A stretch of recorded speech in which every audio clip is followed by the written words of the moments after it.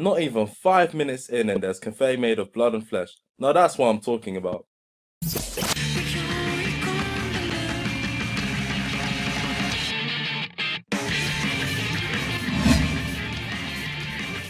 It's the year 2113 where Japan has become comfortable with the private organization, the Sybil system. The Sybil system was created to measure a person's psychological state of mind using a biomarker that is referred to as psychopaths. So that's why the show is called Psychopaths. Psychopaths is used to check a person's crime coefficient levels, which measure the potentiality of whether a person is likely to commit a crime or not. The higher the number, the more clouded their hue gets, the more likely they are to commit a crime. Pretty fucked up, right? I mean, sometimes I feel like killing people all day, but I'm not going to. Crimes are normally avoided through various ways, such as drones patrolling the area, therapeutic treatment that can lower their levels back to a healthy state, and a motherfucking badass law enforcement unit, the MSWPSB, which are made up of detectives and enforcers. Enforcer? What the fuck's that? Sounds like the name of a porn star. Well, it's not. An enforcer is a person who's been labelled a Latin criminal due to having a high crime coefficient, but has the skills required to take down other Latin criminals. And being given a choice, I think people would rather choose selling out their fellow criminals over staying in jail.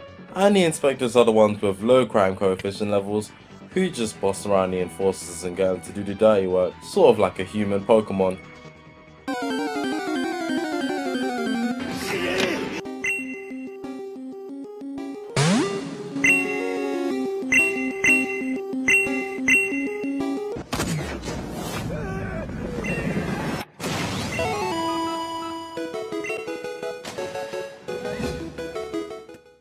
Starting off with Akane Tsunemori, she starts off as the newbie of the group, that doesn't know how things work and is quite shy and naive.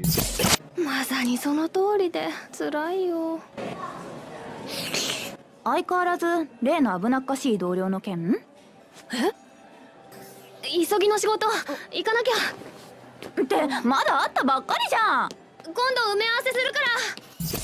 She comes across as a plain Jane to me at the start of the show, but later on she becomes more confident and has more presence. Then we have Shinya Kogumi, who's your serious badass enforcer that's detective skills are nothing to sneeze at, but because he's so skilled, his confidence does tend to make him act, let's say, recklessly, which normally works out for him anyway.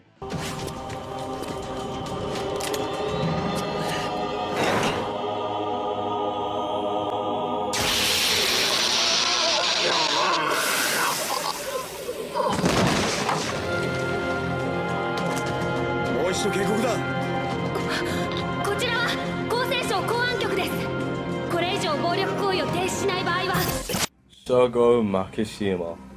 Oh man, this guy is cool and manipulating as fuck.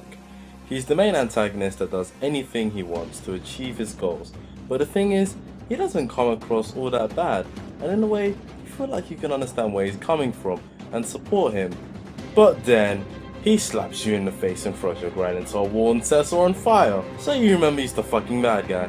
Then there's the rest of the unit, where you have Shusei Kaguri, the jokester of the group, Nobuchika Genaza, the strict guy that ends up annoying the fuck out of you due to his ignorant by-the-book douchebaggery, Yayoi Kanazuka, the one that's always calm and cool-headed in all situations, Shion Karanamori, your closest answer to fan service, and finally Tomomi Masoka, the relaxed father figure that always knows what to say to help other members. The animation manages to be both dark and beautiful as hell, but that's to be expected when you've got production IG producing them with anime such as Shingeki no Kyojin, Ghost in the Shell, and Kuroko's Basketball under their belt. If you're still not convinced, then just watch this clip.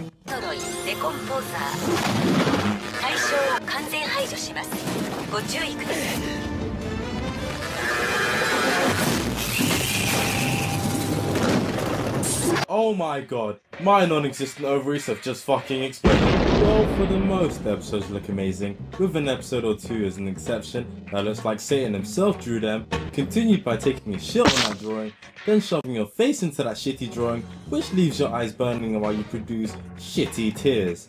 Surely it can't be that bad?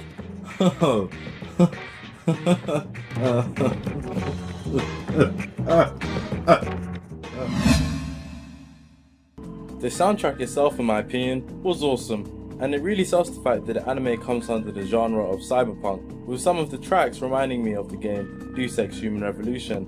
Yugo Kanno, you my friend, are a badass composer. The opening and ending songs are also top quality, and as someone who ends up skipping them just to get into the next episode, I find myself not being able to do so with this anime, with them both being a pleasure for my eyes and my ears. I enjoyed this anime a lot. The plot had me very intrigued and I found myself compelled to watch more and getting myself invested in the story. The only things that I would complain about is that I would have liked to see the supporting cast had a bit more fleshing out when it comes to character development, with having more standalone episodes instead of just one. Because seeing someone's backstory and being told it in conversation are two different experiences. And another thing is the animation quality dropping a little later on in the show, but even with that, I think this show stands to be one definitely worth watching if you have the time to.